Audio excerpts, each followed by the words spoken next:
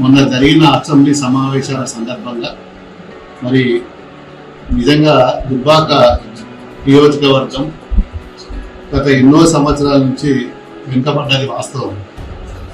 మరి ఎన్ని ప్రభుత్వాలు వచ్చినా మరి గతంలో మా ప్రభుత్వం ఉన్నప్పుడు కూడా అది సరైన నిధులు రాలేదు. ఇది జగమెరిగిన సత్యం. మరి ఈరోజు గౌరవ ముఖ్యమంత్రి గారు రేవంత్ రెడ్డి గారిని కూడా నేను డైరెక్ట్ కూర్చొని 1 to 1 ఒక అర్ధగంట సేపు కూర్చొని సమస్యలన్నింటి మీద కూడా చెప్పడం జరిగింది. మరి ఆయన సానుకూలంగా స్పందించిండు. ఖచ్చితంగా నియోజకవర్గంలో నేను మీకు ఏం కావాలో మరి నేను నిధులు కానీ ఇంకా డెవలప్మెంట్ సంబంధించిన ఇష్యూస్ మీద వస్తే ఖచ్చితంగా ఇస్తాను మాట ఇచ్చిండు. మరి ఇప్పటికైతే మరి స్కిల్ యూనివర్సిటీ అండ్ ఒకటి ఇంటిగ్రేటెడ్ హాస్టల్స్ మీద ఎడ్యుకేషన్ మీద కూడా 2 కొత్తగా స్కీమ్లు వచ్చినాయి. మరి దాంట్లో నాకు 2 కావాలంటే మరి ఇస్తా అని చెప్పి హామీ ఇచ్చిండు. మరి సీఎంఓ ఆఫీస్ నుంచి కూడా ఆదేశాలు కూడా కలెక్టర్ ఆఫీస్ కూడా ల్యాండ్ అక్విజిషన్ కోసం కూడా మరి ఆదేశాలు కూడా జారీ చేయడం జరిగింది.